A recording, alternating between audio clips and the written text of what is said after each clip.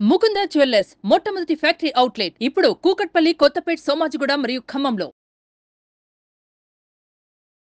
Welcome to Suman TV. నేను మీ Suman TV Nag. Kolkata ఇన్సిడెంట్లో జనరల్గా మనం చూస్తే సందీప్ ఘోష్ని ఈ కేసుకు సంబంధించినటువంటి వాటిల్లో ఎఫ్ఐఆర్ బుక్ చేయటం కానీ అరెస్ట్ చేయటం కానీ జరగలేదు. బట్ ప్రస్తుతానికైతే సిబిఐ కస్టడీలో తీసుకుంది. అండ్ ఎఫ్ఐఆర్ కూడా అతను చేసినటువంటి ఆర్థిక నేరాలు ఏవైతే ఉన్నాయో వాటి పరంగా మాత్రమే ఎఫ్ఐఆర్ బుక్ అవటం జరిగింది. అయితే ఈ కేసులో ఒక కీలక మలుపు అయితే తిరగటం జరిగింది. అదేంటి, దానికి సంబంధించినటువంటి పూర్తి వివరాలు ఏంటి అనేది ఈరోజు మనతో పాటు హైకోర్టు అడ్వకేట్ రవీంద్రనాథ్ గారు ఉన్నారు. అది వారి మాటలో అడిగి తెలుసుకుందాం. డాక్టర్ సందీప్ ఘోష్ ఇతను కొన్ని ఆర్థిక అవకతవకలు పాల్పడ్డాడని, అక్రమార్జన కేసులు కలిగి ఉన్నాడు, అక్రమార్జన ఆస్తులు కలిగి ఉన్నాడని ఇతని మీద ఇప్పటికే సిబిఐలోను అదేవిధంగా ఈడీలో కూడా ఈయన మీద అరెస్టులు ఆల్రెడీ జరిగింది.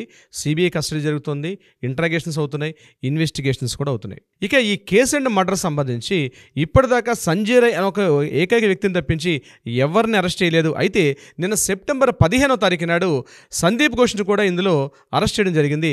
సందీప్ ఘోష్తో పాటు ఎవరైతే తలా పోలీస్ స్టేషన్ ఉన్నటువంటి ఎస్హెచ్ ఉన్నటువంటి ఆఫీసర్ అయినటువంటి అభిజిత్ మండల్ని కూడా అరెస్ట్ చేయడం జరిగింది. ఇతను పోలీస్ ఆఫీసర్. అంటే ఇప్పటివరకు ఎంతమంది ఈ కేసు సంబంధించి ముగ్గురిని అరెస్ట్ చేశారు. ఒకరు సంజయ్ రాయ్, అక్యూజ్డ్ నెంబర్ 2 సందీప్ ఘోష్, మూడో వ్యక్తి అభిజిత్ మండల్. అయితే సందీప్ ఘోష్ యొక్క ప్రవర్తన, ముఖ్యంగా పాలిగ్రాఫ్ టెస్ట్ చేసిన తర్వాత ఈయన మీద చేసినటువంటి ఈయన పొంతం లేని సమాధానాలు చెప్పిన తర్వాత ఈయన మొత్తం చెక్ లిస్ట్, అంటే ఈయన యొక్క వాట్సాప్ లిస్ట్ కానీ ఎవరెవరితో మాట్లాడారు కాల్ లిస్ట్ డేటా మొత్తం చెక్ చేస్తే విస్తుపోయే విశేషాలు బయటపడ్డాయి నాగరాజు గారు. దీనికి సంబంధించి సందీప్ ఘోష్ యొక్క ఇది ముఖ్యంగా సిబిఐ వాళ్ళ ఇంటరాగేషన్స్ కూడా చాలా తెలివిగా చేస్తున్నారు.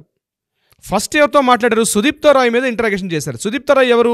ఆ కాలేజ్ ఆర్జికల్ మెడికల్ కాలేజ్ ఉన్నటువంటి ఈ పేషెంట్ వెల్ఫేర్ సొసైటీ యొక్క ప్రెసిడెంట్. సందీప్ ఘోష్ కదా కాల్ దగ్గర నుంచి ఫస్ట్ ముందు వెళ్ళిన కాల్ ఎవరికి వెళ్ళిందంటే తలా పోలీస్ స్టేషన్లో ఉండి ఎస్హెచ్ఓతో మాట్లాడాడు. ఇమీడియట్గా సుదీప్తో రాయ్తో మాట్లాడడం కూడా జరిగింది. అయితే సుదీప్తో రాయ్ దగ్గరికి ఇంటరాగేషన్ చేశారు. ఆయన Trinamool party Congress president MLA. దాంతోపాటు తలా పోలీస్ స్టేషన్ నుండి ఎస్హెచ్ఓ అయినటువంటి అభిజిత్ మండల్తో కూడా మాట్లాడారు. ఈ అభిజిత్ మండల్ మీద మనం ఒక వీడియోని స్పెషల్గా చేసాం. మన వ్యూవర్స్ ఒకసారి పాత వీడియోకి వెళ్తే ఈ అభిజిత్ మండల్ తలా పోలీస్ స్టేషన్లో అతనికి ఒకసారి హార్ట్ అటాక్ రావడం, హార్ట్ అటాక్ వచ్చి పడిపోతే డాక్టర్స్ ఆయన్ని కరెక్ట్గా ఆన్సర్ చేయకపోతే ఆయన 4 స్టేషన్లు తిరిగినట్టుగా మొత్తం 4 స్టేషన్లు తిరిగాడు ఈ అభిజిత్ మండల్. ఆ వ్యక్తే. అవునా?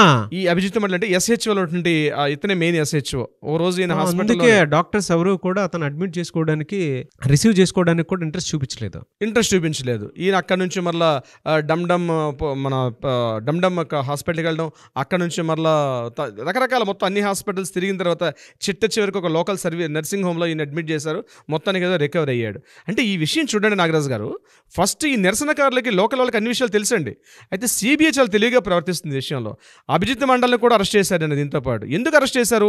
సందీప్ ఘోష్ని, అభిజిత్ మండల్ని అరెస్ట్ చేసే కారణం ఏంటంటే మెయిన్ ఏదైతే సంఘటనా స్థలం జరిగిందో సంఘటనా స్థలాన్ని ట్యాంపరింగ్ చేశారు, సాక్ష్యాలను తారుమారు చేశారు, క్రిమినల్ కాన్స్పిరెన్సీ కలిగి ఉన్నారు. అంటే ఎవరైతే నేరస్తులు ఉన్నారో వాళ్ళని పక్కకు తప్పించే ప్రయత్నం చేశారు. ఇలాగే ఈ 4 రకాలైనటువంటి అభియోగాలతోటి నిన్న సందీప్ ఘోష్ని అరెస్ట్ చేశారు. అయితే ఇక్కడ ఇంట్రెస్టింగ్ పాయింట్ ఏంటంటే సందీప్ ఘోష్ యొక్క కాల్ లిస్టులో కేవలం సుదీప్తో రాయ్, అభిజిత్ మండలు, అదేవిధంగా ఈ వ్యక్తుల పేర్లే కాకుండా ఒక కీలకమైనటువంటి మరొక ప్రముఖ నేత పేరు కూడా ఫోన్లో ఉంది ఆ లిస్టులో. బహుశా పోలీసులు ఈరోజు మధ్యాహ్నం సాయంత్రం కల్లా అతన్ని కూడా అరెస్ట్ చేస్తారా, ఇంట్రాగేషన్కి పిలుస్తారంది. ఇది మాత్రం ప్రస్తుతం అయితే సస్పెన్స్ నాగరాజు గారు. అయితే ఇన్ఫర్మేషన్ అయితే మనకు అందుతుంది, ఆ పేర్లు కూడా మనకు తెలుస్తున్నాయి. కానీ అతను చాలా కీలకమైనటువంటి టీఎంసీలో ప్రముఖ నేత. మీకు ఎలా సస్పెక్ట్ చేయొచ్చు అంటే ఈ విషయం మీద సందీప్ ఘోష్ ఎప్పుడైతే 9వ తారీఖు నాడు ఈ సంఘటన జరిగింది తెలియగానే సాయంత్రం కల్లా ఇమీడియట్గా ఆయన రాజీనామా చేయడం, ఆ రాజీనామా విత్ ఇన్ నిమిషాల్లోనే ఆయన ఆ రాజీనామా ఆమోదింపజేసి ఈయనకి నేషనల్ మెడికల్ కౌన్సిల్కి ప్రమోట్ చేయడం కూడా జరిగింది. దీనికి సంబంధించి ఇంత ఫాస్ట్గా చేయడానికి కారణం ఏంటంటే 9వ తారీఖు ఉదయం సందీప్ ఘోష్ గారు మాట్లాడే మార్నింగ్ 9:30 జరిగిన సంఘటన జరిగిన తర్వాత 10 o'clockకి ఫస్ట్ మాట్లాడారు, అభిజిత్ మండల్తో మాట్లాడారు, నెక్స్ట్ సుదీప్తో రాయ్తో మాట్లాడారు. వీళ్ళిద్దరు కాకుండా మూడో వ్యక్తితో కూడా మాట్లాడడం జరిగింది. ఆ మూడో వ్యక్తి ఎవరైతే కీలకమైన ప్రముఖ నేత ఎవరున్నారో బహుశా ఈ మొత్తం కేసుకు కూడా ఆధారం వాళ్ళే, ఆ పర్సన్ ఉన్నారు. కానీ ఆ పర్సన్ రివీల్ చేయట్లేదు సిబిఐ వాళ్ళు. ఎందుకంటే సాక్ష్యాలు తారుమారే అవకాశం ఉంటుంది కాబట్టి బహుశా ఇప్పటికీ అలర్ట్ అయి ఉంటారు. కానీ పబ్లిక్లోకి తీసుకొని రావట్లేదు. సెప్టెంబర్ 15 ఏ రోజైతే సుప్రీంకోర్టు ముందు ముందు ఈ సీల్డ్ కవర్లో సబ్మిట్ చేస్తారో బహుశా ఆ పేరు కూడా రిలీజ్ అయ్యే అవకాశం ఉంది. ఎందుకంటే ఒకప్పుడు మీడియా చాలా తక్కువగా ఉండేది, ఈరోజు అప్డేట్లో ఉన్నారు న్యూస్ అంతా కూడా. సో ఇమ్మీడియట్గా తెలియపరచడం వల్ల అతను కూడా నేమ్ కూడా బయటకు వస్తే ఇమ్మీడియట్గా చాలా సాక్ష్యాధారాలు తారుమారే అవకాశం ఉంది. కాబట్టి ఆ ప్రముఖ కీలక నేత పేరు అనేది బహుశా అఫీషియల్గా రిలీజ్ అయిన తర్వాత నేను చెప్పే ఉద్దేశంతో నేను ప్రయత్నం చేస్తున్నాను. ఈరోజు రిలీజ్ చేయట్లేదు ఆ పేరుని నేను.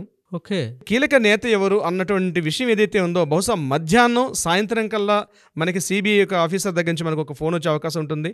దానికి సంబంధించిన ఇన్ఫర్మేషన్ మనకు వస్తే డెఫినెట్గా అది మనం రివీల్ చేసుకుందాం. కానీ కేసు మాత్రం ఈరోజు రేపట్లో మాత్రం డెఫినెట్గా కొత్త మలుపు తీసుకుంటుంది అనడంలో ఎటువంటి డౌట్ లేదు. అంటే మీరు గడిచిన 30 రోజుల నుంచి ఎవరైతే కంటిన్యూ దీన్ని ఫాలో అవుతున్నారో, ఒక సస్పెన్స్ క్రైమ్ థ్రిల్లర్లో ఉంటుంది ఈ స్టోరీని ఎవరైతే ఈ 30 డేస్ ఫాలో అవుతున్నారో బహుశా వాళ్ళకి విషయం అర్థమయ్యే ఉంటుంది. ఆ పర్సన్ ఎవరో గెస్ చేసే అవకాశం కూడా ఉంటుంది. కానీ అది తొందరగా రివీల్ అయ్యే అవకాశం ఉంటుంది. మనకు అధికారికంగా కన్ఫర్మ్ అయిన తర్వాత రివీల్ చేద్దాం ఉద్దేశంతో నేను చేయట్లేదు.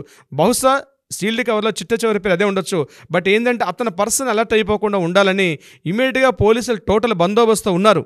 కంప్లీట్గా దానికి సంబంధించిన విషయాలు కానీ ఆ స్టెప్స్ జరుగుతున్న విషయాలను చూస్తుంటే దీనికి సంబంధించి మరొక కీలకమైనటువంటి ఒక పోలీస్ ఆఫీసర్ కూడా దీంట్లో ఇన్వాల్వ్మెంట్ అయి ఉన్నారు. ఇది కాకుండా వీళ్ళకి ఏంటంటే విస్తుపోయే విషయాలు ఎక్కడ మనకు తెలుసాయంటే, ఫస్ట్ ఇంటరాగేషన్స్ ఎక్కడైతే ఈ అక్రమార్జన కేసుల మీద ఇంటరాగేషన్ చేస్తున్నప్పుడు ఆ ఆర్జికర్ మెడికల్ కాలేజ్ జరిగిన సంఘటనలు 1, 2 కాదు నాగరాజు గారు, రాసుకుంటే ఒక వెబ్ సిరీస్ తీయొచ్చు నాకు తెలిసి. కంప్లీట్గా ఒక 1 సంవత్సరం రోజుల పాటు డైలీ సీరియల్ లాగా వెబ్ సిరీస్ తీస్తే అంతటి ఒక పెద్ద కథలు ముఖ్యంగా ఆర్జికర్ మెడికల్ కాలేజీలో ఉన్నట్టుగా, ముఖ్యంగా నాట్ ఓన్లీ సందీప్ ఘోష్ కాదు, సందీప్ ఘోష్ ఎక్కడెక్కడైతే వర్క్ చేస్తున్నాడో ఆ మొత్తం ప్లేసెస్ అన్నీ కూడా, అంటే సందీప్ ఘోష్ ఇదే కాలేజీ గురించి పూర్తిగా అవగాహన ఉంది, కంప్లీట్ ఆయనకు అవగాహన ఉంది. ఎందుకంటే ఈయన ఇక్కడ నుంచి 94 నుంచి ఇదే కాలేజీలో ఇక్కడే ఎంబీబీఎస్ డిగ్రీ కంప్లీట్ చేసుకున్నారు, ఇదే కాలేజీలో ఆయన పీజీని తీసుకున్నారు, ఇదే కాలేజీలో చిన్న పోస్టులు చేసుకుంటూ మెడికల్ ఆఫీసర్ నుంచి అక్కడ నుంచి రకరకాల పోస్టులు తీసుకుంటూ ఈయన ఒకసారి ఇక్కడ పేషెంట్స్ వెల్ఫేర్ అసోసియేషన్కి ఈయన ఒకసారి ప్రెసిడెంట్గా పనిచేశాడు. చాలా పోస్టులు, అంటే ఏ కీలకమైనటువంటి పోస్టులు ఉంటాయో అన్ని పోస్టులు కూడా సందీప్ ఘోష్ నిర్వహించి ఈరోజు ప్రెసిడెంట్ అయ్యి వైస్ ప్రెసిడెంట్ అయ్యి వైస్ ప్రిన్సిపాల్ అయ్యి అక్కడి నుంచి ప్రిన్సిపాల్ స్థాయికి వచ్చారు. కాబట్టి లూప్ హోల్స్ అన్నీ ఆయనకి తెలుసు. దీనికి సంబంధించి చాలామంది పెద్ద వ్యక్తుల యొక్క కీలకమైన హస్తం కూడా దీంట్లో మెయిన్ ప్రధానంగా ఉంది. ఆగస్టు 9న సంఘటన జరిగింది. నిన్న సెప్టెంబర్ 15 దాకా అరెస్ట్ చేయకపోవడం వెనకాల కూడా చాలా కారణాలు ఉన్నాయి. పోలీసులు అనుకుంటే వెంటనే అరెస్ట్ చేయగలుగుతారు, కానీ అరెస్ట్ చేయడం వల్ల దీని వెనకాల ఉంటే కొంతమంది సాక్షులు, కొంతమంది పెద్ద హస్తాలు దీంట్లో ఉన్నాయి. వాళ్ళు సాక్ష్యాలను తారుమారు చేసే అవకాశం ఉంది. కాబట్టి ఇంతకాలం సిబిఐ వాళ్ళు కూడా వీటిని ప్రొటెక్ట్ చేశారు. నిన్న 15న, ఎందుకంటే 17th సబ్మిట్ చేయాలి, 15th ఈ 2 డేసే ఉంటుంది పోలీస్ కస్టడీ. మీరు చెప్తే నమ్మరు సార్, పోలీస్ కస్టడీ మాత్రం చాలా దారుణంగా ఉంటుంది. సందీప్ ఘోష్ ఫేస్ చేస్తున్నాడు ఆ పరిస్థితి. బహుశా ఎంత దారుణంగా ఉంటుందంటే సినిమాలో మనం ఎప్పుడో చూసినటువంటి 3rd degrees అంటారు, నేను ఆ పదం వాడడానికి సాహసిస్తున్నాను. 3rd degrees లెవెల్లో కూడా సందీప్ ఘోష్ ఫేస్ చేస్తున్నాడు. ఎందుకంటే ఇప్పుడు మీడియాను కూడా ఎలా చేయట్లేదు సందీప్ ఘోష్ దగ్గర కొన్ని, ఎందుకంటే పాలిగ్రాఫ్ టెస్ట్లో కానీ ఆయన చేసినటువంటి ఈ లైట్ డిటెక్టర్ టెస్టులు వీటన్నిటిలో కూడా పొంతలేని సమాధానాలు చెప్తున్నాడు. సాక్ష్యాలు ఎదురుగా కనిపిస్తున్నాయి. ఇక్కడ విషయం ఏంటంటే సిబిఐ వాళ్ళకి పెద్ద తలనొప్పి ఎక్కడొచ్చిందంటే ఎదురుగా సాక్ష్యాలు కనిపిస్తున్నాయి, ఈయన అంగీకరించట్లేదు. కనిపిస్తున్న సాక్ష్యాలు ఇప్పుడు రేపు ఏమవుతుంది, కనిపిస్తున్న సాక్ష్యాలు ఈయన అంగీకరించకపోతే ఈయన మీద పొంతలేని సమాధానాలు వస్తే నేను మెంటల్ డిప్రెషన్లో ఉన్నాను, నా మానసిక స్థాయి బాగాలేదు అని తప్పించుకునే అవకాశం ఉంటుంది. సో అందుకని సిబిఐ వాళ్ళు టోటల్గా కంప్లీట్ ఒక 3000 పేజీల ఒక థరో నోట్ని ప్రిపేర్ చేసే అవకాశం ఉంది. బహుశా సందీప్ ఘోష్ ఈరోజు మధ్యాహ్నం సాయంత్రం కల్లా సందీప్ ఘోష్ రివీల్ చేసినట్టుగా ఆ పేరు కీలకమైనటువంటి నేత లేకపోతే ఆఫీసర్సా ఎవరు ఇందులో ఉన్న ప్రధాన వ్యక్తి అంది బహుశా మధ్యాహ్నం సాయంత్రం కల్లా డెఫినెట్గా రిలీజ్ అయ్యే అవకాశం అయితే ఉంటుంది నాగరాజు గారు. బట్ ఏదేమైనా అండి దీనికి సంబంధించినటువంటి విషయాల్లో మాత్రం రేపటికి ఒక విషయం తెలిసే అవకాశం ఉంటుంది. మధ్యాహ్నానికి కానీ లేదంటే సాయంత్రానికి కానీ ఇంకొక విషయం తెలిసే అవకాశం అయితే డెఫినెట్గా ఉంది. ఎందుకు అని అంటే మరికొద్దిసేపట్లో దీనికి సంబంధించినటువంటి వాటిల్లో సిబిఐ ఏ రకంగా చూసుకున్నా కూడా కొన్ని రిపోర్ట్స్ అయితే సబ్మిట్ చేయాల్సినటువంటి అవసరం ఉంది సుప్రీంకోర్టుకి. రేపు హీరింగ్స్ కూడా ఉన్నాయి దీనికి సంబంధించి. అండ్ త్వరితగతి న్యాయం కోసం దేశం మొత్తం దీనికి సంబంధించి ఎదురు చూస్తూ ఉంది. అండ్ మనతో పాటు చాలామంది ఓపిక్గా కూడా చూసేటువంటి వాళ్ళు ఉన్నారు ఈ కేసుకి సంబంధించి ఏం జరుగుతుంది ఏంటి అనేది. అటు మమతా బెనర్జీ గవర్నమెంట్ని షేక్ చేసేటువంటి న్యూస్ వినే అవకాశం ఉంది అని చాలామంది అనుకుంటున్నారు. ఎందుకంటే డే 1 నుంచి కనుక మనం చూసుకుంటే ఆవిడ డ్రామా మీద డ్రామా, హై డ్రామా, ఒక్కొక్క మహానటిలా ముందుకు వెళ్ళిపోతూ ఉన్నారు. ఎక్కడెక్కడ ఎప్పుడెప్పుడు ఏ స్టెప్ తీసుకుని వెళ్తే బెటర్గా ఉంటుందో అంత డిలే అన్ని చోట్ల జరిగింది. బట్ రేపటికైతే డెడ్ లైన్ ఉంది.